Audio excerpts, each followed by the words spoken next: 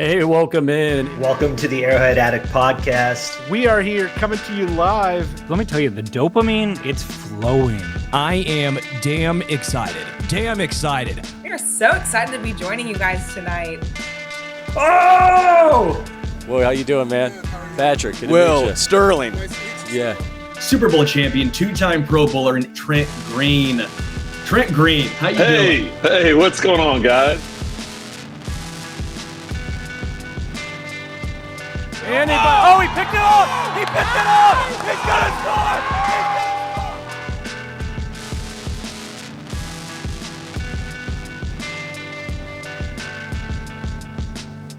And we'll see you next week, but until then, as always, go Chiefs. Welcome into the Arrowhead Addict podcast. This is the Intangibles. My name is Bryce Carter. Thank you so much for joining us. Joining me today, as always, is my co-host, Christian Ainsworth. Christian, I would ask you how your Thanksgiving was, but unfortunately, I feel like I probably know the answer.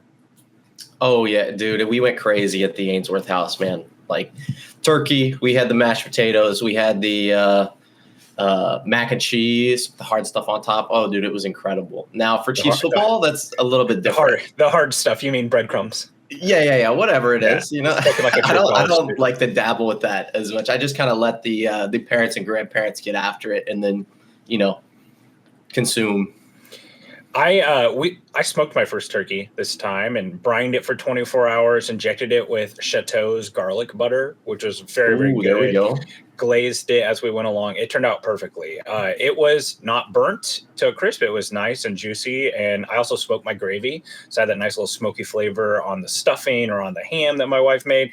Quite frankly, the only thing that was getting burnt was the Chiefs defense on a slant route because, you just can't figure out. I mean, how were you to know that George Pickens was going to run a slant there? Because we hadn't seen it all game, but by God, we're going to keep outside leverage for the 100th slant route. And like you watch that and you're just like, this must be the easiest thing in the NFL to do. Like, I feel like I could go out there and throw a slant to George Pickens, but then the Chiefs, their offense, they could never fathom doing that sort of thing. Oh yeah, dude, it was insane. I mean, I don't know how often you watch it with, your extended family or how often you have the in-laws coming over.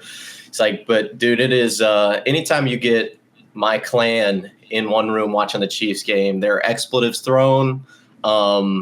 There's lots of fun to be had there, but it was, dude, you could not have, written down all the words that were being said when that George Pickens slant route was thrown. I mean, just unforgivable, you would think. You tapped into something there. Watching football with family members that you don't normally watch football with, it's a purely organic experience, one that can never really be like retraced to anything else, where you just got that like uncle who's like, I don't know why they don't go back to Alex Smith. He really knew how to take care of the football. And you're like, oh my, like it just like your uncle hatching the most ridiculous, unhinged football takes.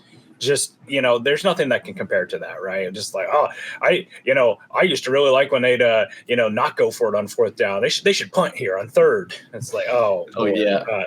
But yes, the Chiefs, they managed to ruin another holiday. What is this? They played on Black Friday last year.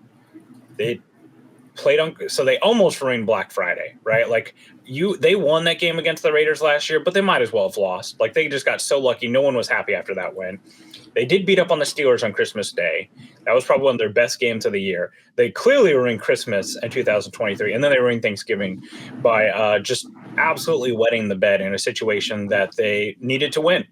And quite frankly, it feels like we keep coming back to this all the time and saying like, all right, well, the urgency in this game is so massive. And it felt like the Colts was the turning point where they go into overtime. They win that one score game. And we even talked about it on the show. Is this the moment that it shifts? And instead, all the good will that they had built up in that week down in Indianapolis, they lose it against the Cowboys. So it was just really an unfortunate game, really an unfortunate situation. The whole week, honestly, went terribly for the Chiefs because they didn't really get a lot of help from their rivals either. So pretty brutal result all around. Oh, yeah, dude. Well, and I don't know. It's just frustrating, especially as Chiefs fans. I don't know if you guys can tell. We seem pretty drained right now, and that's from all the emotion, I'm assuming, that came out over this weekend. Like, it just is so frustrating to see your team do the exact same shit the exact same way and lose in the exact same way every single week. You know what I mean? I mean, there were little things that you could pick out that were different from this game than there were in weeks past, but it seems like there's been some trends here the entire season where, we as analysts look at it and we go, guys, this has to change, and it just never changes, which is so frustrating. Yep. Well, we'll double back here to this game here in a little bit and kind of talk about some of the bigger picture stuff. Real quick, we want to tell you about our friends over at Underdog who do a great job making every game so much fun. Football season is in full swing and Underdog is the best place to go to get in on all the action. Playing on Underdog is super easy. Just pick whether your favorite players will go higher or lower on projections like rushing yards, receptions, touchdowns, and more. Tonight on Underdog, I like the Patriots to win. Give me higher on Travion Henderson, half a rushing or receiving touchdown. He's been on a real hot streak. I like the field goal kickers. The field goal kickers always get going in these games. I like Younghoe Koo. He's the Patriots kicker for more than 1.5 field goals made. And Jackson Dart, I think he's going to come back looking good. Over 200 or higher than 219.5 passing yards. It's simple, it's quick, and honestly, it just makes the games even more fun to watch. Download the app today and sign up with our promo code Arrowhead Addict to score a $100 in bonus entry when you place your first $5 bet. That's promo code Arrowhead Addict, all one word. Underdog, make picks, win money. Must be 18 years or older, 19 plus in Alabama, Nebraska, 19 in Colorado for some games, 21 plus in Arizona, Massachusetts, and Virginia, and present a state where Underdog Fantasy operates. Terms apply. See assets.underdogfantasy.com/web/play and get terms _DFS.html for details. Offer not valid in Maryland, Michigan, New York, Ohio, and Pennsylvania. Concerned with your play, call 1-800-GAMBLER or visit www.mptgambling.org. In New York, call the 24/7 Hope line at 1-877-8-HOPE-NY or text HOPE-NY to 467-369. So I think probably one of the biggest pieces of news to come out in this game, and something that what really matters for this game, because at this point we've had a while to dwell on that game, right? Like, while we are frustrated with the result, the league has played several games since then, and we're basically on to Houston at this point. I think probably the biggest piece of news is what's happened to the Chiefs offensive line, is what's coming up ahead, as the Texans, they beat the Colts in a AFC South game that division is very highly contested and have one of the best defensive lines in the NFL. Chiefs finished that game with Wanya Morris at left tackle and Jalen Moore at right tackle. First off, I was a little frustrated. I don't know about you. Doesn't it seem like that should be flipped? Like, I understand that Taylor left, then Morris left, so Moore was on the right side, but Moore is the natural left tackle, and Morris has been the more natural right tackle. Why were those guys playing on the opposite side? I mean, you got to think it's just for continuity throughout the game, right? Like, there's no logical reason why you'd flip those guys normally. I guess. I honestly to me, I just thought that it would have made a lot more sense. But whatever. It certainly mattered. And, the officiating was horrible in that game both ways. Wanya Morris, bear hugged his guy down to the ground on the Hollywood Brown touchdown. It cannot be stressed enough how important it is to get some of those players back, including Trey Smith, who did not play in this game. Andy Reid spoke today, didn't really have an update on Juwan Taylor or Trey Smith, but we do have an update from one of Arrowhead Addict's finest. If you can get Jalen Moore on the left side, Juwan Taylor back at the right side, at least now where in the edges is definitely where the strength is with Danielle Hunter and Will Anderson. At least then you're close to full strength along the offensive line. And if Trey Smith can come back, that's a major part, because part of what made it feel just so over is the Chiefs' young stud left tackle leaves that game with a serious wrist injury. He's seen in a cast, and you're Juwan Taylor. You have no idea. He was ruled out with injury designation of triceps, which just never really sounds all that promising. So it's just blow after blow. But it does sound like the Chiefs stand a chance of getting Juwan Tayller back. Yeah, and that's good. I mean, these injuries could not have come at a worse time. I don't know, for those of you who don't watch the Houston Texans, which I could understand if you didn't, if they weren't on your weekly docket to watch, but this defensive line that they have is insane. I mean, they have Will Anderson Jr., who is a stud, Danielle Hunter, who was over in Minnesota for a while, who is a monster as well. I mean, even if it were just those two guys, it would be it would be, hazardous. It would be difficult for us to go up against them. But now, I mean, with that interior offensive or interior defensive line, like this is just a defensive line that will take advantage, and they love to. And if you have a Chiefs who offensive line room who's wounded and, kind of going through it right now, that is a massive mismatch for them, and it could sway the game. Yeah. And, let's talk a little bit of just kind of how this week went overall, because I do think watching football when the Chiefs aren't playing, it brings some interesting results. I highly recommend the NFL playoff simulator done by The Athletic. You can pick games and toggle them for wins and losses, percentage of making the playoffs, wild card, host a wild card game, etc. Right now, they have the Chiefs at a 36% chance to make the playoffs. They are currently the 10th seed in the AFC. So they have done themselves no favor. And frankly, you can create a lot of scenarios where the Chiefs miss out on this, or if they make the playoffs. The single most important thing for the Chiefs to take care of what they need to make the playoffs, win all their games. First and foremost, win out. That is, if they win out, for instance, if you just go down in the simulator and select that they win everything, no help from anybody, they're at 98% to make the playoffs. And this is over 4,000 simulations that it runs. So you win out, you take care of things.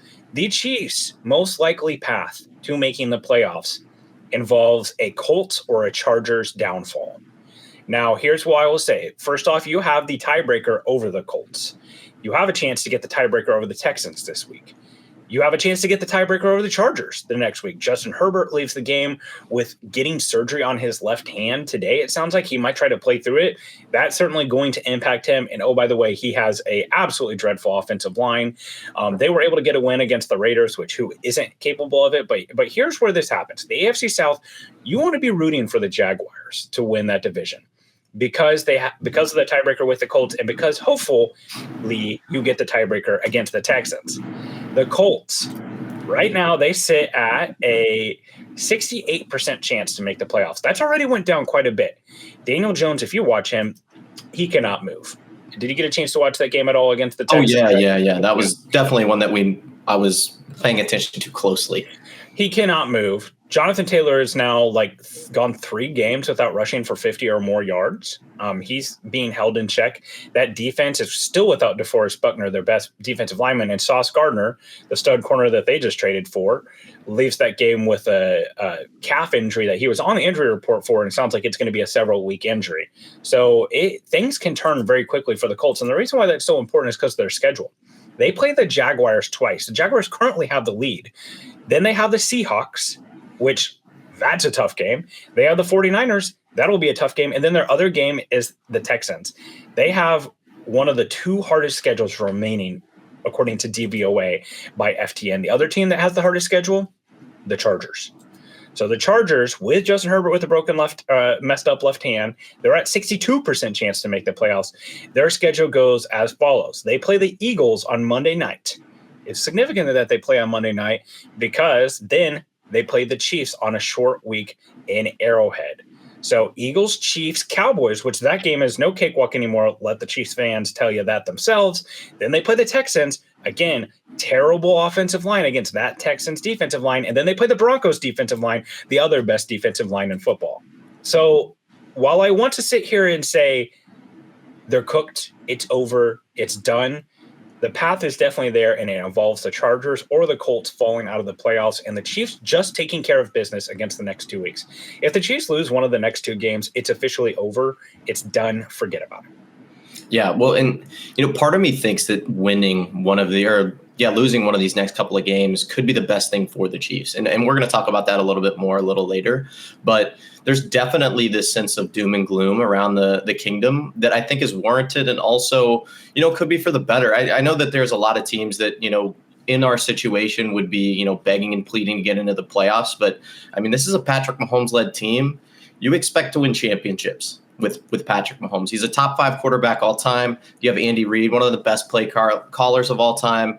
If we're not thinking championships, we're not in the right headspace. And I just don't know if this team has what it takes to get there. Are you in the same boat? with that idea, or do you think that this, you'd like to make the playoffs and see how it goes? Well, tough question. I think sometimes the worst thing that could happen for this team is them sneak into the playoffs, win a playoff game, and then get outed in the divisional. Because I think some of the problems that this organization has right now are emblematic of the resistance to change. And we'll get to that here in just a little bit, because we have a little activity that we're going to do that kind of bases around that. And I'll come back to that. So with the Chiefs and kind of where they lay playoff wise, I do think they maybe have the luxury of losing one more game. It has to be the right game. Like if they lost the Broncos game, I don't ultimately think that would matter as much because they're not chasing the Broncos. But realistically, they have to. They have to finish out and win everything in front of them. And that's not easy. And I mean, what about the way that this team has played recently gives you any faith that they can win 2 or 3 games against good teams? Because they've got 2 dog water teams on their schedule with the Titans and with the Raiders, but the rest of them are all good teams that have moderate to good quarterbacks. It's not going to get any easier. And today you've got Andy Reid at the podium. Well, he's not at the podium. He was on Zoom today saying that they're going to tickle your tonsils out. The Chiefs, they're going to tickle your tonsils out. That's what his goal is. And I was like, look, Andy, I don't know if you can read the room, but it's not it. This is not it. And I think the thing that's frustrating here is that when it comes to the Chiefs, what was the analysis when we started this year and even got into like week 5, 6, and 7?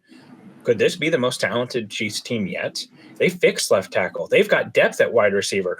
The running game is very efficient in short yardage. The interior offensive line is good, and the defense is still pretty good with a great DC. And by God, I will still tell you that this is a more talented team than what they had last year. And it doesn't even matter. If they're going to miss the playoff, if they miss the playoffs with this cast, it's an all-time letdown. It seriously is. And I had some people when I was tweeting on Thursday say like, "Oh, look at how ungrateful you are. You would have killed for this as a Chiefs fan 4 or 5 years ago to have the run that they've had." And the point is, we're moving goalposts.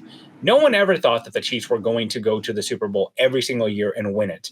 You can't be mad if they lose in the divisional or in the wild card some years because it just happens. But missing the playoffs is a totally different set of things. Dog water teams make the playoffs every single year. The Chiefs not being able to do that with Patrick Mahomes, with Andy Reid, with this roster, that's where it starts getting to the like, okay, that's pretty unacceptable. And people will bring up, Tom Brady missed the playoffs twice in his career. Well, once he tore his ACL week 1, and the second year the other time it was his second year starting. All right. Now I will also say like he made the playoffs with an 8-9 record at one time with the Bucks, but he was also like 44 or 45 at that point. Just different situations there. But the Chiefs, there's no excuses for them to miss the playoffs. Oh, no. And we can talk about moving goalposts all we want and, other coaching staffs having sort of a shorter leash when it comes to things like that. But I just always come back to, you have a top 5 quarterback all time. You can debate on whether he's top 2, whether he's top 3, but guaranteed a top 5 quarterback of all time. And you have Andy Reid, who is one of the greatest head coaches of all time, probably top 5 there as well. And you go, how could this team not make the playoffs? I mean, not make the playoffs and get bounced in round 1, like you said, but not make the playoffs at all. That to me is completely unacceptable. And there are other teams who have head coaches who have great quarterbacks that if they don't make the playoffs this year, changes are going to be made. There's going to be some restructuring there. I mean, you talk about teams that weren't supposed to make the playoffs that made the playoffs. Look at, I think it was our first year we actually won the Super Bowl where it was Ryan Tannehill on the Titans with Derrick Henry as their running back. Name a wide receiver on that team. No, what? Oh, A.J. Brown? Yeah, that's right. He was there. He was a rookie, but not a fantastic team. Made the playoffs. I think we all, like I said last night, sitting and watching Sunday Night Football where the Broncos are in a slugfest in overtime to beat Marcus Mariota and a hapless Commanders team. And, I said, like, the only thing more frustrating than watching the Chiefs is watching other teams that aren't the Chiefs and realizing how much they suck and that the Chiefs can do nothing about it.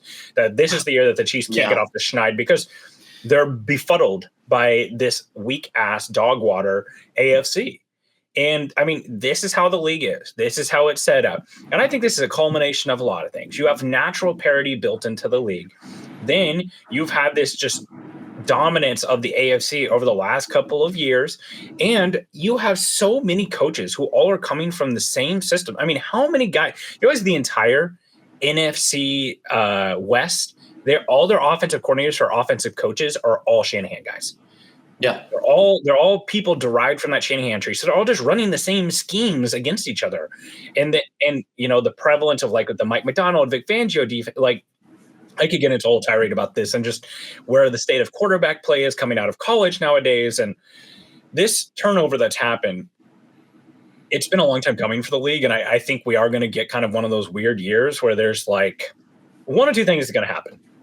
Either we're going to get one of those years like that famous picture, I think it's 2017, where it's Brady, Blake Bortles, Case Keenum, and Nick Foles walking towards the Super Bowl on championship weekend. Like, we're going to get one of those where it's like, all right, buddy, tune in for the Super Bowl. Bo Nix versus Sam Darnold. Here we go. Rematch Super Bowl 2014. Let's see what happens. Or it's going to be one of these Josh Allen, Patrick Mahomes, Lamar Jackson gets into the playoffs as a lower seed. Because the Ravens got every bit as many problems as the Chiefs do right now. And that's one of the few tiebreakers the Chiefs do have. And the Chiefs or the team with that elite quarterback goes on a run. It's like, okay, well, the regular season was noise, but this is the news. And it is like elite quarterback play still matters. Yeah. Yeah, I mean, all of that's possible. I think that we could see, something like that occur this year. But I mean, to me, this is just I just can't get over the fact that we're not where we should be. You know what I mean? Like, as a Chiefs fan, you have certain expectations, like, and you can call us bratty if you want, but man, like there is no way in hell Trevor Lawrence should be a big or a higher seed than Patrick Mahomes. There's just no way. I just can't wrap my mind around that. I don't think it's bratty because I think it's. This team has showed us the expectations that we should have for this team, right? Like the Super Bowl, as many as they've been to, all those type of things. I think expecting that every single year is a little lofty, but this team has showed us that for the longest time we've said the floor of Patrick Mahomes is like overtime the AFC Championship game. So for them to then show us this, we're like, whoa. Where did this come from? I'll give a shout out to Carrington Harrison, who always makes great relationship analogies on his show. Like he's always like, Sky Moore is kind of like that crazy ex you have. He's like, that he just always does that. And like the Chiefs, they are showing, like, if you date this girl, marry this girl, you spend a couple of months with her, you move in together, and then all of a sudden she starts doing something totally different than you see a different side of them. That's not on you. That's on them for showing a different side of you. Like, hey, now that we're married, I'm going to start acting like the real version of me, the real person, the person I want to be. That would totally change things, right? Like the Chiefs have totally changed our perception of them based upon everything else. We have this huge data set of 8 years that says Chiefs good football team, Chiefs go to playoffs, Chiefs win playoffs, Chiefs go to Super Bowl. So for them to become this, like if we had Trevor Lawrence, if this was an Alex Smith team, I think the reality would be a little bit different. So we're not spoiled. We're data-based analyst here. That's how I describe it. If you want to have some good data, you got to think about our friends over at Cozy Earth. The holidays are right around the corner, and you know what? There's one gift that I look forward to giving. Something that truly makes a difference for me is Cozy Earth, whether it's their ultra soft pajamas, cozy bedding, or the amazing bubble blanket. It's the gift of comfort that just feels like home. This year I gifted my wife with the bubble blanket, and it was a huge hit. I'm always getting her the blanket from the last room she left. And when the holidays start to feel hectic, I love knowing that I gave the gift that lets them slow down and relax, especially on a cold, snowy like today here in Kansas City. What makes Cozy Earth stand out? It's that perfect blend of luxury, practicality, and don't worry if you're not completely in love with your gift. They've got a 100-night sleep trial and a 10-year warranty, so it's totally risk-free. This weekend only, from Thanksgiving through Cyber Monday, you can get 40% off at CozyEarth.com with code Arrowhead. Trust me, it's the best deal of the year. Wrap the ones you love in luxury with Cozy Earth. So, Christian, I believe I'm a huge Sopranos fan, the TV show. Reference it often. Quite frankly, I feel like there are a lot of problems in your life that we could all solve by following what the mafia does. I just find that their problem solving is second to none. And I was rewatching the show like I do. What's your comfort show, by the way? Like, everyone's got a comfort show, a show that they put on that's like virtually background noise. You've watched it several times, and then like when you finish it, you just kind of go back to the beginning and start it over. I've got like 2 or 3. One of them, It's Always Sunny in Philadelphia, just cracks me up every time I watch it. And it was The Office for a while too. You throw those in the rotation, just depending on the day. And but those are my guilty pleasures. Those are the ones I go back to. I was The Office for a little bit too. Back when it was on Netflix. Now that it's left that streaming platform, I don't have other streaming platforms. So that's kind of like what changed it. Do you skip the Scott's Tots episode? Of course, every time, every single time. It's impossible. It's an impossible watch, dude. Scott's Tots is like what comedy has evolved to, like Tim Robinson, like the I think you should leave humor. That's what Scott's Tots is. Like the episode with, do you know the zipline scene from Tim Robinson where he's like on The Bachelor? No. I don't. Oh, okay. Well, so there's like, they like remake the Bachelor thing, and there's a girl and she's like deciding who she's going to give a rose to or whatever. And she said, Dan, I just haven't really been able to connect with you. We haven't really seen eye to eye. I just feel, I feel like we're headed in different directions. And Tim, I think you're only here for the zip line. And they like cut to him and he's just like doing the zip line over and over and over again. And then, and then the custodian like walks by and he goes, yeah, he keeps breaking it because he rides on it so hard. He's like, shut up. I don't do that. Okay. Side note, but I think you should leave. It's hilarious. But this is all just to say, I continually rewatch The Sopranos.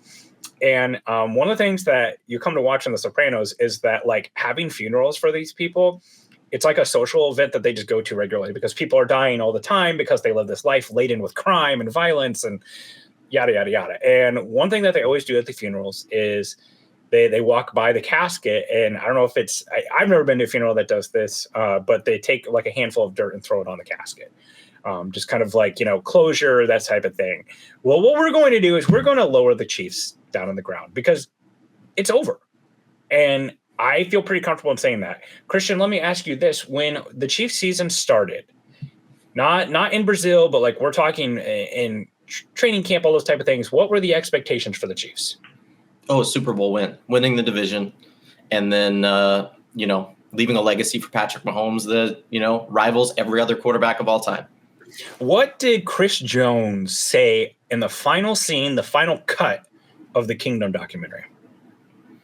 Oh, now you're making me go back. I'm gonna ask the peanut gallery here. What do you think? What is it? I'll do my best Chris Jones voice. We'll see y'all next year in the Super Bowl. That's right. Yeah, that's how it ends. That's all. I tried to do my Chris Jones voice there. If I closed my eyes, I wouldn't have been able to tell. Yeah, I would have thought we had a special guest on. I can tell you from the videos of him in the combine that the voice is the only similarity between me and him. But he ended that with like, we'll see you next year in the Super Bowl. So the Chiefs themselves have said the Super Bowl is the expectation. What percentage chance you can give the Chiefs making the Super Bowl? If the Chiefs are 37% to make the playoffs, their Super Bowl chances are what? 1%. Yeah, 2%. What makes you think that this version of the Chiefs can go on a Super Bowl path that would sound something like in Jacksonville, in New England, and then win a game at Mile High, and then go to the Super Bowl and win it against an NFC team like the Rams or like, the Packers? I mean, that last hurdle seems like a big one to get over, but I mean, that doesn't sound unreasonable. If you told me we had to play Jacksonville in the playoffs, I would, They've been horrible on the road. They're 1-5 in the road. The only road I know, but you missed those teams. I know, but I'm just saying, like, the fact of, like, those videos of Mahomes going in there and upsetting Josh Allen and Lamar Jackson in their house on the way to the Super Bowl. I just don't feel that's possible for this team. Oh, that's not possible. In which case, no way. We're lowering that version of the Chiefs into the ground. We're throwing a handful of dirt on that casket because it's over. They might sneak into the playoffs. They're not going to the Super Bowl. And you know what? I'll be so thrilled if I can be on some hype video of people just collecting receipts about me saying that they're done because they're in the Super Bowl. Sign me up. Sign me up. In fact, I'm hoping this is me like reverse jinxing this. So I hope it happens. But what we're going to do is we are going to cite specific reasons why this Chiefs team is being laid to rest. Cause of death, time of death, what happened here, and why are we, dearly beloved, all gathered here today to recognize the passing of the 2025 Kansas City Chiefs. So let me throw my first hand of dirt onto the casket, and it is hubris. This staff getting so comfortable, for lack of a better term, believing their own bullshit. At some point, you start to look down at your hand and see rings on your fingers and start to think you know better than everyone else. Whenever you forget that the things that got you to where you were because you weren't that person. Andy Reid for so long was a butt of jokes.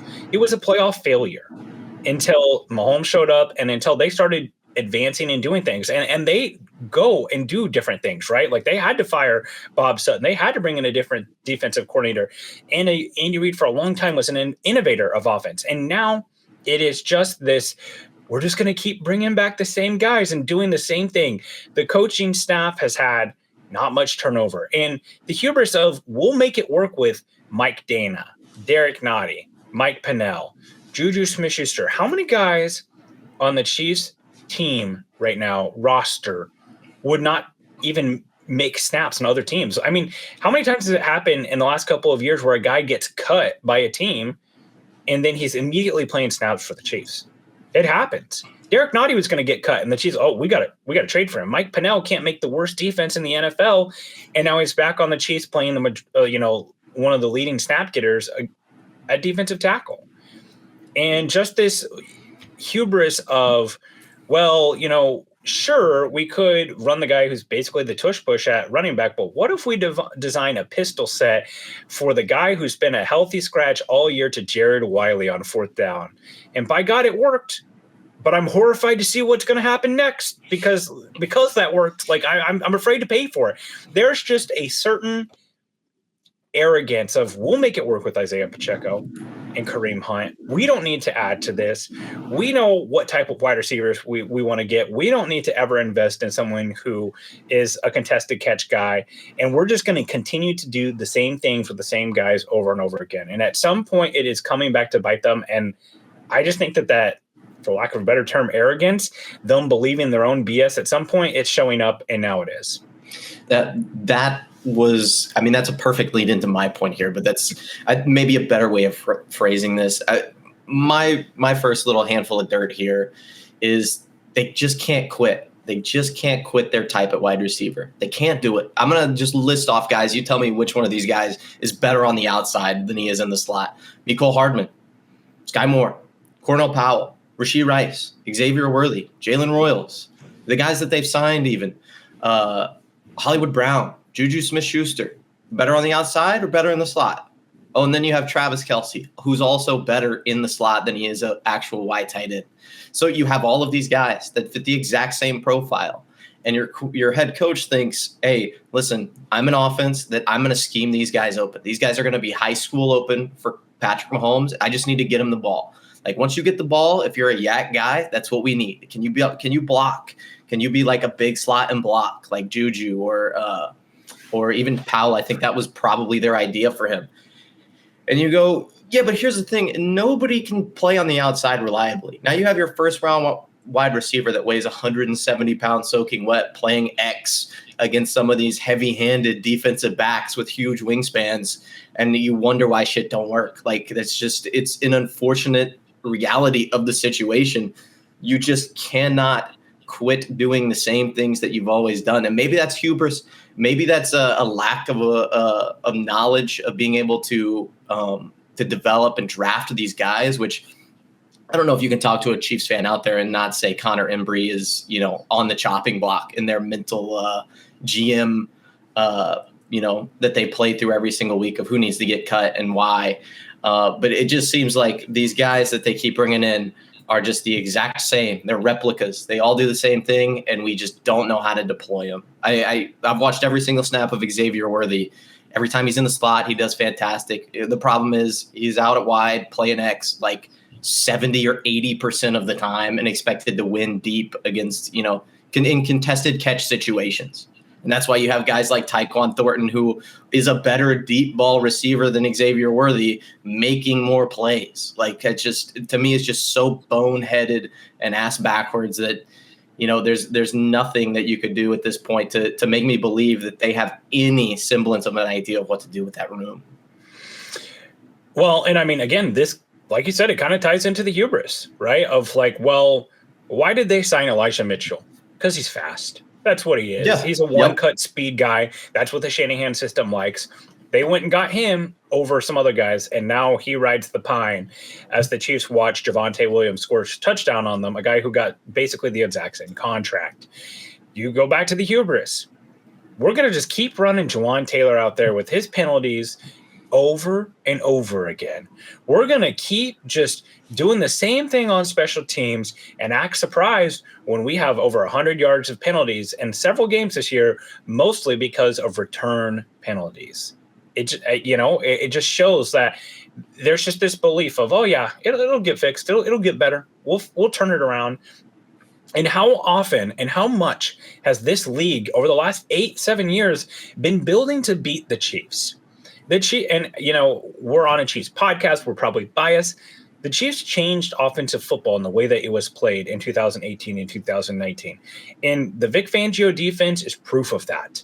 They started doing them, and the McVay system are the two things that really started shifting, the two high shells and all those things where we're going to concede the run. That's really where that came from.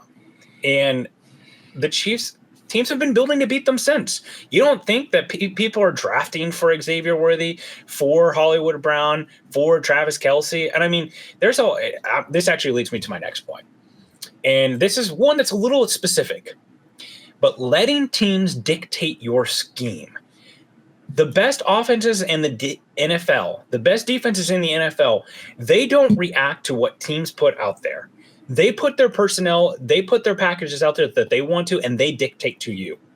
The Chiefs, for instance, it has been so evident this year that teams know how to break the Chiefs' defensive rules. The Chiefs rank 31st in EPA per a dropback off of play action. They are the worst play action defense in the NFL. You know something else that coincides with that? Leo Chanel is playing a career-high 54% of the snaps on defense.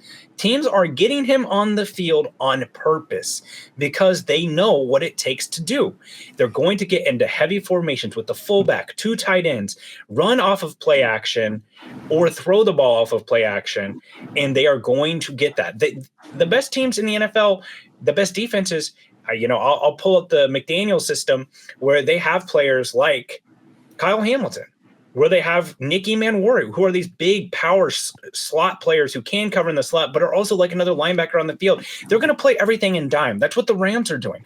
All these teams are dictating to the offenses, and it's the same thing on offense. Oh, what's that? You're giving us, the highest amount of light percentage boxes you'll ever see. We're still going to throw. We're not going to take advantage of what's there. We're not going to set the tone. We're just going to keep doing what we're going to do. What's that? You're conceding things over the middle of the field. Well, we're going to keep throwing these, RPOs out to the flats, those type of things. Oh God, they're playing too high. We could never throw it deep. We just can't do it. They're throwing, man to man. We're just going to run mesh over and over again. There's just this ability or lack of aggressiveness from them where they want to set the tone on defense or on offense. And it feels like teams have seen this before. They know how to break the rules, and they know how to take advantages of their weaknesses in their scheme.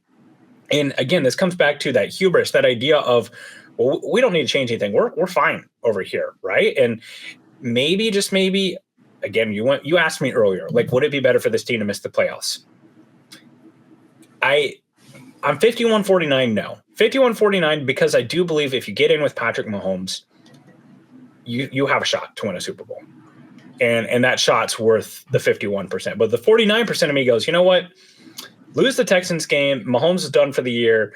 Start playing young guys. Like, I want to see Jalen Williams be like top of the amount of snaps and just see what happens because of the draft pick and because I think this team needs some changes. And I think that would force the changes more than losing in the wild card or their divisional. But yeah, their inability to dictate two teams is a huge part of scheme-wise why I think they're struggling. Yeah, and I agree 100%. I mean, there are plenty of times where you look at this team, and I mean, we saw it against the Cowboys where it's, hey, listen, we all know where the football is going. It's a pivotal down. This is going to be George Pickens on a slant route, and everybody in the stadium knows it. Everybody on both sides of the football know it, and it seems like our defensive coordinator has no idea. And then we have, not Noel Williams, but our other cornerback, Jalen Watson, out there in outside press coverage, and you go, hey, listen, as a wide receiver, if you're running a slant, dude, you're eating that up. You're praying to God he stays in that leverage the entire time because it's an easy win. It's the easiest to win. So swipe hands, get over there. It's an easy completion. To me, my next kind of handful of dirt here is along the same lines. To me, it's just boneheaded plays. So this is offensive, this is defensive play calling decisions, kind of wraps up into what you're talking about here. Specifically in that Cowboys game, I just throw out two examples. KC deciding to punt from the Dallas 44 on 4th and 4, down 14-17 with 7 minutes and 12 seconds remaining. That is a boneheaded decision. You're on the opposing side of the field. It's 4th down and 4 yards. You got Patrick Mahomes. You're Andy Reid. You got Patrick Mahomes, and you can't get 4 yards. You need 3 points to win. Defense hasn't exactly been playing lights out, but my God, I mean, you're down 14 or you're down 3 points. You make the play.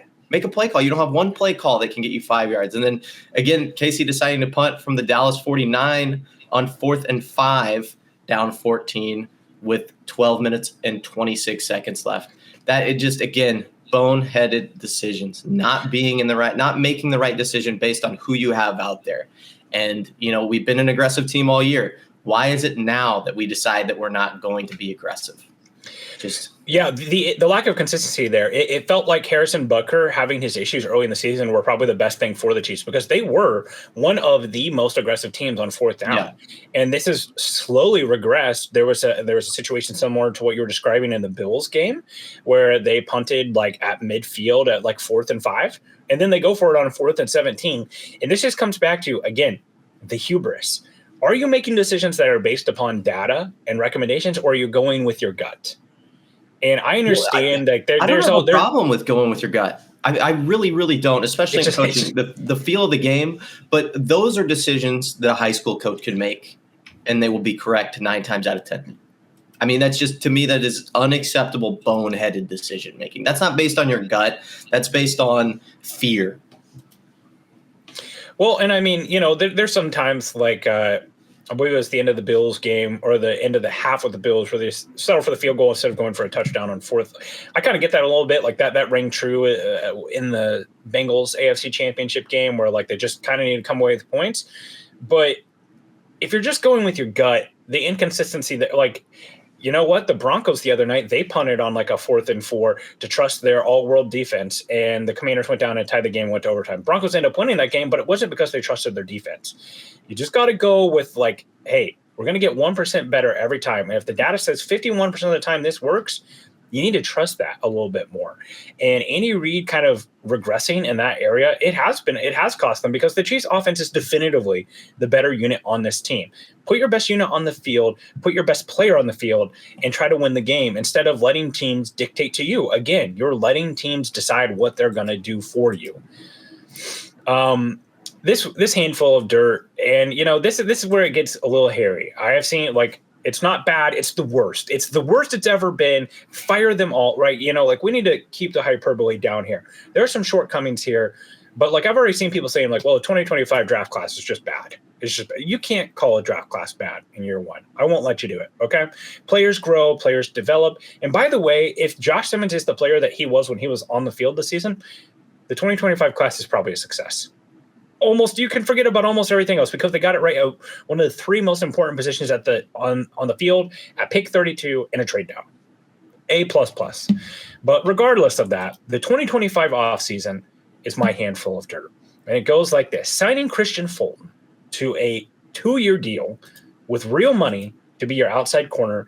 He can't stay healthy. Newsflash, never was in training camp. Then can't get on the field because of Noel Williams. Ding, ding, ding. Rookie class isn't as bad as you're making it out to be. And now he can't get on the field. And then when he is on the field, he's absolutely brutal. What's the deal here? What's the disconnect between the personnel and the coaching staff on Christian Fulton? Signing Elijah Mitchell over guys like Rico Dowdle, over Javonte Williams, over J.K. Dobbins, all who have been very good this season on similar deals. Elijah Mitchell has not carried the ball but one time this season. Standing pat a defensive tackle and running it back with Derek Nottie, running it back with Mike Pinnell, and then just relying on rookie Omar Norman-Lott. This isn't an Omar Norman-Lott thing. One, because he got hurt. Two, I thought he was playing well when he was on the field, but that should have never been the plan to begin with. You lose Tershawn Wharton, a guy who was a very productive player for you, try to replace him with Omar Norman-Lott, and then what? And then what, right? That is a major concern. That was part of this. And then also some of the other guys they bring back. You bring back Hollywood Brown. I understand that Hollywood Brown has had some pretty good stats, but if you look at him in yards per route run or pretty much any advanced metric, like he is redundant of what he is as a player to what the Chiefs have. They should have went and got a different type of player. I mean, I'm not sure the Chiefs wouldn't be better if they just gave all of Hollywood Brown's snaps to Tyquan Thornton. They bring back Charles Omenihu, who has 1 sack on the season. 1 sack. He has been brutal. This 2025 offseason, outside of the draft, I'm excluding the draft. You're sitting, I know they were very low draft picks, but the whole like letting Mike Pinnell walk and then getting him back and bringing in Derek Nott, the whole 2025 offseason, besides Jalen Moore, I want to make that clear. Besides Jalen Moore on the Joe Thuney deal, Bears fans taking a victory lap on the Joe Thuney deal, calling it a fleece, is one of the weirdest things ever. And it just goes to show that those people haven't been paying attention to football for like the last 20 years because they don't actually get how it works. But congrats to them. Joe Thuney's a great player. Chiefs fans, I ran a poll, like 300 Chiefs fans voted. All of them said it was like 78% or something. Yes, I would redo the Joe Thuney deal because Kingsley Suamataia has been good. Other than the Thuney trade and the Jalen Moore contract, the 2025 offseason was a debacle for the Chiefs. Oh, 100%. And that comes down to my handful of dirt as well. It's these personnel decisions that are being made, whether it's the signings, whether it's, the players being put on the field. You talked about Hollywood Brown. I mean, that's just a situation where you look at it and you go, yep, that's a loss. Like, it is what it is at this point. He hasn't produced. He had every opportunity to come in and be an elite wide receiver, which I think both of us thought he maybe couldn't be top 15. And I don't think either of us thought he could be top 20, but like 25th, 27th best receiver in the league. Like that seemed like not lofty expectations for the number one wide receiver at one point in the Kansas City Chiefs offense. I mean, it's like one of those situations where, Travis Kelce was on an aging sort of situation. Hollywood Brown was there to fill in the role. It's like, hey, be elite, can't do it. Okay, that's fine. Maybe we didn't expect him to be elite, but very good. He wasn't that either. You look at the Karlaftis contract, and this is going to get brought up a lot. That at this point, I mean, I think we both thought it was a good contract at the time, just based off his production and how he wins. But man, that contract does not look any worse today than it ever has. I mean, my God, the guy is invisible on game days. You have Jeff Schwartz, brother of Mitchell Schwartz, just talking shit on him on Twitter. Like, hey, this guy does not fit. He's invisible every single time he steps out there on the field. He's doing nothing to add to the team. It's Chris Jones or nothing, which, maybe, you're an incredibly high paid defensive line. I'd like to see some more production out of you guys, but Chris Jones being the best player, not necessarily an awful thing, not something we didn't expect. You talked about the lack of investment at running back, and then the interior line investment. I mean, those are just two, you could not, I mean, they're fucking neon, like out there. Hey, we need a running back. We need interior defensive line help. Guess what we're going to do? We're going to add a guy, Elijah Mitchell, who had a really good season a long time ago for a system who favors running backs in their production. Or we can get, a guy like J.K. Dobbins or Javonte Williams, who had fantastic ability and shown lots of things on the field this past year, even that, weren't shown with Elijah Mitchell. So that goes back to hubris as well. And my last one here for this is Jamari Conner playing major snaps. I don't know how many times we need to see it. I don't know what Noel Williams did. If maybe he's dating Spags' daughter or something crazy, but he just cannot see the field anymore. Not that he was a world beater when he was out there, but dear God, man, I don't know what else we need to see. Trotting Jamari Conner out there on CeeDee Lamb and pivotal downs, like that is egregious. That is unforgivable. putting that dude in that situation. And, you'd love to put your guys into situations where they can win. I don't see a universe. I don't see a dimension where Jamari Conner covers CeeDee Lamb effectively. There's just that's not a thing that can happen in the NFL. So those boneheaded decisions, personnel-wise, I mean, that's Spags, that's Veach, that's Andy Reid, who I think, and this has been reported other places as well. I don't think I'm breaking any news here, but I'm not sure anybody is telling Andy Reid no at the facilities. I think that it's Andy Reid gets his way, and that's the way that it's done. That's where it has to start, right? And it's tough because we don't really know a lot about Andy Reid, the guy, because he wears this mask that he does of just everything's the same. And he's silly and, we're going to tickle your tonsils and all this stuff. And we don't really know who Andy Reid the guy is.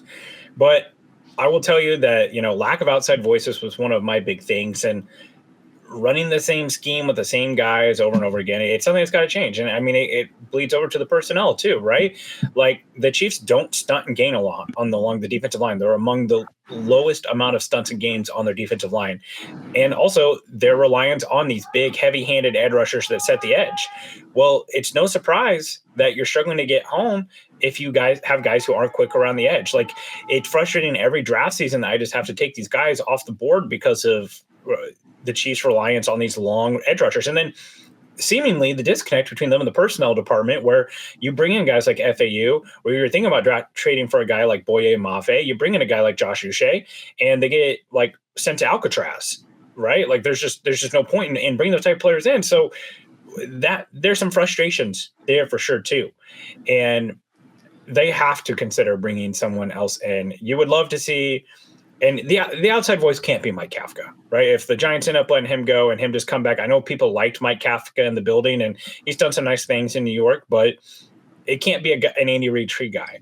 The only thing I'll say, and tell me if I'm crazy, I swear at one point the Chiefs had interest in adding Liam Cohen to the staff. Oh no, I remember that as well. And then he ended up going back to Kentucky or something. But that was one of the names that I just someone. It doesn't have to be crazy, but bring in someone who's a QB passing coach from the Rams, or it doesn't even have to be that. Like from an offensive staff in college that you really like what they're doing. Just bringing some different voices in would be really nice. My last one here, and it kind of goes in there. Real quick. Yeah. And you spoke to it a little bit here. Seeing players that are just off the Chiefs board just because of scheme fit seems so ridiculous to me. It never would have happened. But do you think that they even looked around? Did they even look at the cap to say, hey, Micah Parsons, would he come over here? Because I legitimately think that if they would have given him away for pennies, I don't think that we would have grabbed him. I genuinely don't. I think that if there was a deal that seemed too good to be true, he comes in, I legitimately think they would have passed up on Micah Parsons. I'm a little bit more skeptical only because he's proven that he can play edge and set the edge at the NFL level, but as a prospect, never, right? Like never a shot. I think that they're a little bit more willing to okay, we've seen you do it at the NFL level. So maybe. I think you could look at Boye Mafe and say the same thing. I mean, he's been a very productive pass rusher for Seattle. And I don't think there was any – I think that there was no consideration. I know that we talked about almost getting him. That was reported. That to me seemed more like, insider smoke, something to relieve the fans. We're trying. We're trying over here. Yeah, come on, guys. We're getting a speed guy. And I mean, hey, something to just throw in here too. Like the Chiefs are where they are. I'm not super high on this draft class, but also they only have 6 picks.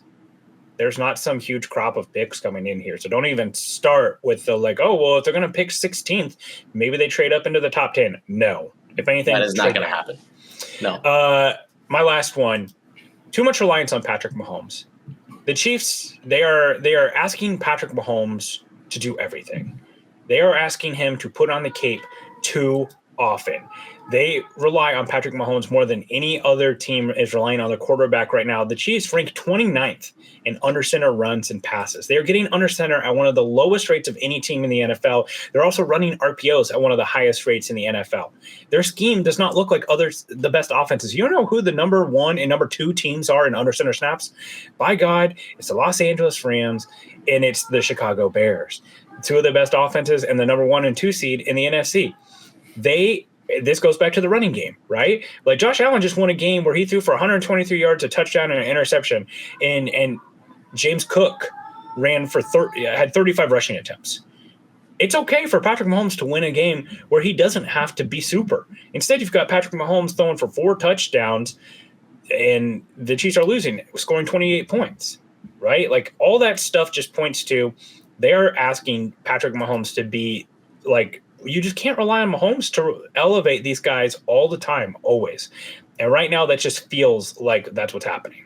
So they've got to take something off his plate. And it's not because he stinks, and it's not because he's not that guy anymore. It's because you can see this happen with any quarterback. It happened with Brady at some points where they were asking him to do too much. You've seen it with Josh Allen. You've seen it with any guy. Like it is a team game. The quarterback is the most ultimate important position.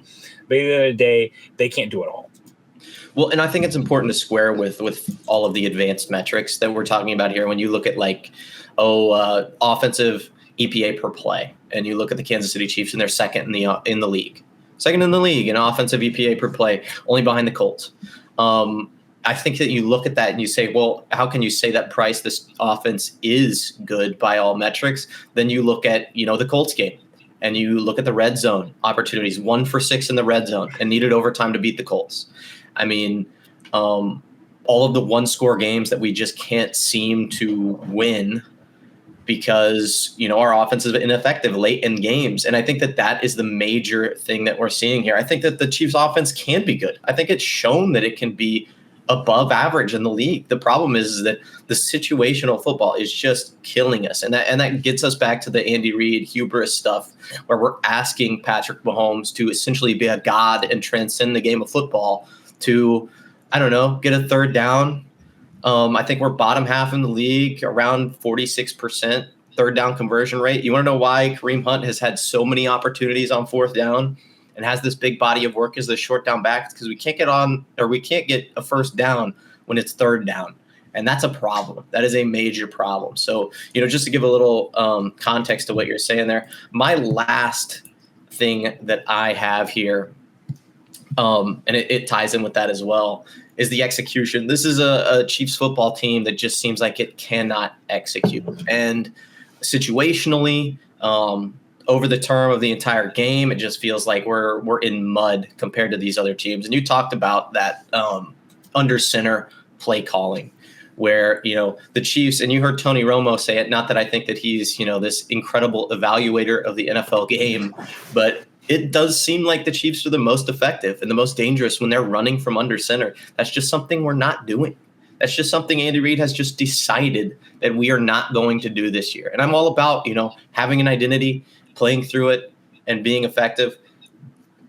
Can we change it up a little bit? I am 100% I'm 100% behind us finding out what works and sticking with it. It just seems like we're not doing that at all.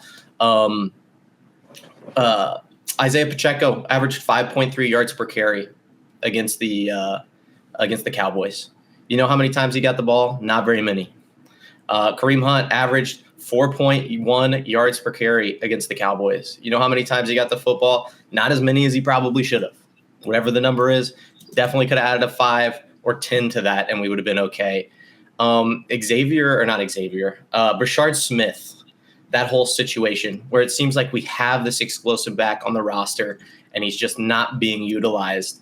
Just baffling boneheaded decisions, personnel, play calling wise. It just seems like everything right now is self-inflicted, which is a good and a bad thing. And we've talked about this on past podcasts, like having a team that is just being beaten down so much by the decision-making.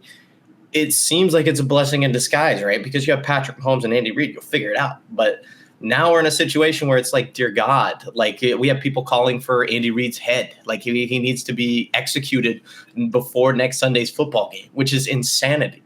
Or Brett Veach needs to lose his job because we didn't draft this wide receiver over this wide receiver. Oh my God, my mentions were flooded with this Adonai Mitchell game that he had over 100 yards and a touchdown. It's like, yeah, we can still have made the right decision there, even if it's not being implemented correctly, And I think that's where the discourse is heading. Where do you kind of stand on the fire Andy Reid and fire Brett Veach situation? There's absolutely no ground for that, and anybody who says that, like, Well, what do you mean? There's no grounds for it? there's no grounds to say There's fire no the coach of precedent? the. Yeah, there's no grounds. There's no precedent. There's no reason. Come on, like, think with your brains. I'm sorry, maybe this is like ageist of me, and I if you tweet that, I just assume you're like 19. And that you've only ever seen. Like, I'm sorry. Yeah, and you can get yeah. mad at me if you're 19 for saying this. I hope you're a smarter Chiefs fan than that. But you're not firing a general manager of a team that's just went to four straight Super Bowls or 3 straight Super Bowls and have been to 5 of the last 6. Like, come the hell on. We agree that there needs to be some changes made. By the way, something that we didn't talk about, this team has had a lot of brain drain over the years, especially in the front office. Like, we talk about it with the coaching staff, and most of those guys end up coming back. Newsflash for those of you guys who want Eric Bieniemy back, don't necessarily think that that's going to fix anything, but they have lost. They've watched Ryan Poles go out the door. He's doing a bang-up job right now. Mike Borgante's with the Titans right now. Brant Tillis, who was their cap wizard, he's in Carolina, and they're turning that around. Like, they've lost some real guys, okay? So it's not that, like, this isn't just easy to fix, but the notion that firing those guys, look, when you start firing people, when the answer to the question becomes, I don't care who, anybody else, then we can talk. There would be about 25 teams that would want to hire Brett Veach and Andy Reid as their head coach or general manager if they were available. Andy Reid would be a free agent for less than 24 hours. That should tell you what you should think of that, okay? You have to remember what this looked like. And this isn't some old head thing of like, oh, remember what it was back with Brody Croyle. Like, I get tired of that because, like, you shouldn't measure every day in your life by the best day or the worst day, okay? Sometimes it's okay to just have a day, right? But the point is, like, we just talked about what the floor of this team was. And for a long time, it's been the overtime of the AFC Championship game. And, yeah, they might miss the playoffs. This would be the second time in Andy Reid's career in Kansas City they missed the playoffs.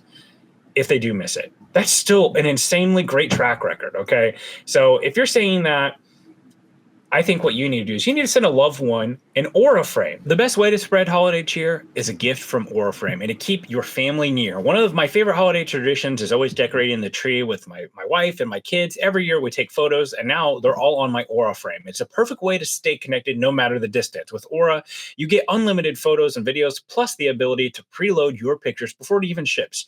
You can even personalize your gift with a message, and it arrives in a premium box, no price tag.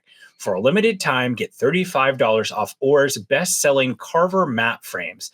Named #1 by Wirecutter by visiting auraframes.com and using promo code Arrowhead at checkout. Hurry, these frames will be selling out fast this holiday season.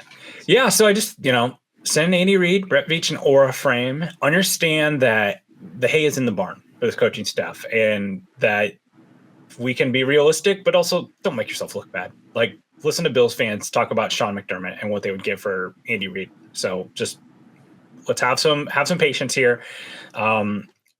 This has been the Chiefs' funeral. We lay them to rest. Again, we hope to be on some hype video later about how we doubted them and how we buried them. Reminder, we're burying them as a Super Bowl team, not as a playoff team. Like, I think the chances are still there, but I just don't see it with the Super Bowl team here. Oh, yeah. I mean, it's just the unfortunate truth of the situation. I think that we would both you said it, love to be wrong here, but it just seems like the writing's on the wall. And, we're a draft-specific podcast. We're going to, lean towards that draft content as much as we can. So, here's hoping that we get bounced in the first round. Right, Bryce? Don't tempt me. Don't tempt me. And don't even get me started on, like, well, Jeremiah Love's sitting there at pick 15. Do you take it? Don't even get me started. Yeah, we're going to have a show every single day of the week, guys. This is uncharted territory for Chiefs Kingdom, so let's do it together here on the Arrowhead Addict podcast. Please like and share this video. Just a reminder, this video will be dropping around Mondays on 5 now. We're not going live on Mondays right now. We'll see where that goes going forward. But we appreciate all you guys listening and joining us here on the podcast as we kind of build up this community. From the highs, the heartbreaks, and every headline, this is Arrowhead Addict, your source for Chiefs talk, powered by arrowheadaddict.com. The fans' voices are at Fansided. Thank you so much to producer Joanne. Thank you, Christian. And as always, go Chiefs.